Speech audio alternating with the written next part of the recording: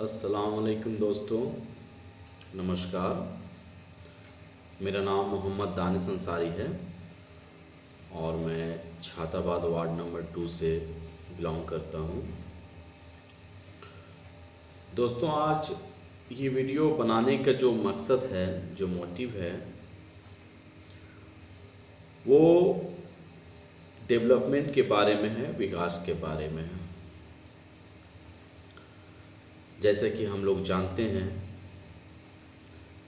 कि आने वाले कुछ दिनों में नगर पालिका का इलेक्शन होने वाले हैं, जिसमें हर वार्ड से नए नए प्रत्याशी अपने रूप से विकास के बारे में बात करते हैं, डेवलपमेंट के बारे में बात करते हैं। मगर क्या हम लोग जानते हैं कि ये डेवलपमेंट का डेफिनेशन क्या है? हम लोग किसे विकास समझते हैं? विकास होता क्या है? आज मैं बात करता हूँ डेवलपमेंट के बारे में। देखिए, एक्चुअली में बात ऐसा है कि डेवलपमेंट के बारे में जब मैं बात करूँ तो सभी लोगों के लिए डेवलपमेंट का मकसद ही अलग है। सभी के हिसाब से डेवलपमेंट अलग होते हैं। जैसे कि अगर मैं एक लैंडलेस लेबर के बारे में बात करूं, जिसके पास अपनी ज़मीन नहीं है, तो उसका विकास तभी होगा जब उसके पास अपना ज़मीन हो जाएगा। मतलब कि उसके लिए विकास क्या हुआ? उसका ज़मीन, अगर उसको ज़मीन मिल जाता है तो। अगर एक अनएम्प्लॉय पर्सन है जिसके पास कोई रोज़गार नहीं है, तो वो तो यही चाहेगा अगर कुछ रोज़गार मेरे को मिल जाएगा जिससे 2-4 पैसा का इनकम हो जाए, तो उसके लिए तरक्की, विकास, डेवलपमेंट जिसे हम लोग कहते हैं, वो हो जाएगा। ठीक उसी तरह से छाताबाद वार्ड नंबर 2 में हम लोग बहुत बोलते हैं, ठीक है ना, कि विकास कर देंगे, विकास हुआ है, क्या हुआ है? एक्चुअल में देखिए, छाताबाद में जो सबसे बड़ा प्रॉब्लम है वो है पानी का। ठीक है, तो हम लोग जब चाहेंगे कि पानी का प्रॉब्लम जो है हम लोगों का एरिया से सॉल्व हो जाए, तो छाताबाद के लिए विकास ये हुआ कि हाँ, पहले छाताबाद में पानी का समस्या था, पानी की प्रॉब्लम्स थी। अब देखिए, पानी का प्रॉब्लम जो है वो रिजॉल्व हो गया है, तो छाताबाद के लिए विकास ये हुआ। दूसरी ओर हम लोग बात करते हैं एजुकेशन का, लिटरेसी परसेंट का। जैसा कि हम लोग को पता है कि एजुकेशन का जो रेट है वो धीरे धीरे छाताबाद में गिरते जा रहे हैं। अब एजुकेशन के स्तर को बढ़ाना है, तो इसमें देखिए, अगर मैं प्राइमरी स्कूल की बात करूं तो छाताबाद में गवर्नमेंटल स्कूल भी है। ठीक है, अब उसमें किस तरह से कमेटी बनाया जाए? कमेटी भी बना हुआ है, अध्यक्ष है, उपाध्यक्ष है, बहुत सारे मेंबर्स भी हैं, मगर उसमें पढ़ाई का कोई जोर ही नहीं दिया जाता है। ना ही कोई मंथली मीटिंग्स होते हैं, ना ही कोई वीकली मीटिंग्स होते हैं। किस तरह के बच्चों को यहाँ पे एडमिशन कराया जाए, किस तरह से एजुकेशन प्रोवाइड किया जाए, कुछ ऐसा कमेटी नहीं, इंस्टीट्यूशंस नहीं है। हेल्थ की बात करते हैं। हेल्थ में जब हम लोग आते हैं तो IMR रेशियो देख लीजिए, जिसको इन्फेंट मोलरिटी रेट कहते हैं।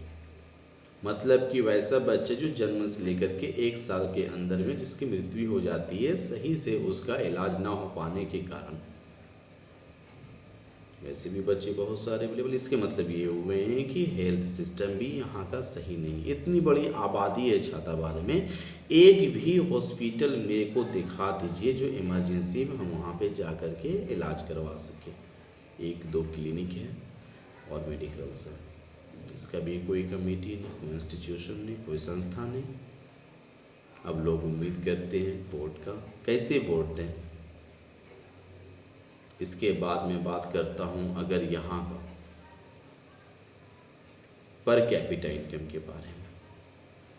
पर कैपिटा इनकम में भी जब हम लोग आते हैं तो ज़्यादातर परिवार वार्ड नंबर 2 में ऐसे हैं जिसमें 1 इंसान कमाने वाले हैं और 8, 9, 10 इंसान खाने वाले हैं। तो उसका विकास कैसे हो पाएगा। तो इसके लिए उसके घर में बहुत सारे ऐसे बच्चे भी हैं जो पढ़ाई के बाद फ्री होते हैं, खेलने कूदने के बाद 1-2 घंटा का समय मिलते हैं। तो वैसे में प्रधानमंत्री कौशल विकास योजना के तहत यहाँ पे काम ला के देने की ज़रूरत है, ताकि फ्री टाइम में भी आप कुछ पैसा का इनकम कर पाए। इससे क्या होगा कि उसके परिवार की थोड़ी सी मजबूती मिलेगी, इससे उनके परिवार का पर कैपिटा इनकम भी इंक्रीज हो जाएगा। और इसके अलावा अगर मैं बात करूं ट्रेनिंग की या स्किल की, वैसे बच्चे जो मैट्रिक पास कर चुके हैं या इंटर में पढ़ रहे हैं या ग्रेजुएशन कर रहे हैं, ठीक है, तो उसको थोड़ी सी स्किल देने की ज़रूरत है। चाहे तो वो कोई कंप्यूटर का कोर्स हो जाए, या प्रधानमंत्री कौशल विकास योजना के तहत बहुत सारे ऐसे कोर्स आ रहे हैं जो हमारे बच्चियों के लिए भी हैं और बच्चे के लिए भी हैं। उसमें भी आप लोग स्किल ले सकते हैं। तो ऐसा कोई प्रोग्राम यहाँ पे आया ही नहीं है अभी तक, और सारे वार्डों में हो रहे हैं ये सब काम। और यहाँ का मैं लोगों से यही रिक्वेस्ट करना चाहूँगा कि आप लोग जागरूक हो जाइए। आप लोगों के पास एक डेमोक्रेटिक राइट है जिसका आप भरपूर योग करें, सही जगह में सही जगह पे निर्णय ले लेकर के, ना कि आप किसी के बात सुने। आपके पास कॉमन सेंस है, दिमाग है, अच्छी तरह से सोचें, परखें, समझ बुझ करके इस डेमोक्रेटिक राइट्स का इस्तेमाल करें और एक ऐसा अच्छा जनप्रतिनिधि चुने जो आपके पास आए और आपके प्रॉब्लम का समाधान करे, ना कि आपको किसी के पास जाना पड़े। 3 भागों में गवर्नमेंट डिवाइड है, एक होता है सेंट्रल, दूसरा होता है स्टेट और तीसरा होता है लोअर गवर्नमेंट। लोअर गवर्नमेंट को इसलिए रखा गया ताकि जो भी लोअर गवर्नमेंट में रहते हैं नगर पालिका मेंबर, वो एक अच्छे जनप्रतिनिधि इसलिए कहलाते ताकि वो अपने जनता से सबसे ज़्यादा क्लोज होते हैं, सबसे ज़्यादा नज़दीक होते हैं। उसको हर एक प्रॉब्लम जा कर के बताने की ज़रूरत नहीं है कि हाँ हमारे गांव में ये समस्या है, ये प्रॉब्लम्स है, बल्कि ऑटोमेटिक वो प्रॉब्लम रिजॉल्व हो जानी चाहिए। बोलने की ज़रूरत भी ना पड़े, शिकायत करने की ज़रूरत भी ना पड़े। अब रही सवाल, सड़कें बन रहे हैं, नालियाँ बन रही है, ठीक है, ये सब भी ठीक है, बट एक बात याद रखिएगा, ये एजुकेशन, ये हेल्थ, ये स्किल, ये 3 चीज़ अगर आपके पास आ जाए तो समझ जाइएगा कि आप तरक्की की ओर में हैं, डेवलपमेंट की ओर में हैं और आप आगे बढ़ रहे हैं। ये सड़कें जर्जर हो जाएगी, नालियाँ जर्जर हो जाएगी, बट आपके पास दिया हुआ एजुकेशन आपके लिए हमेशा एक रोल मॉडल का काम करेगी। ये बात हमेशा याद रखिएगा।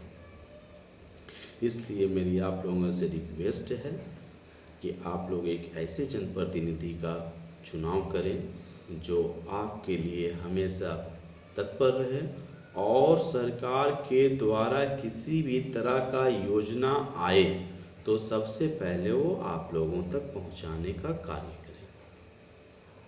शुक्रिया।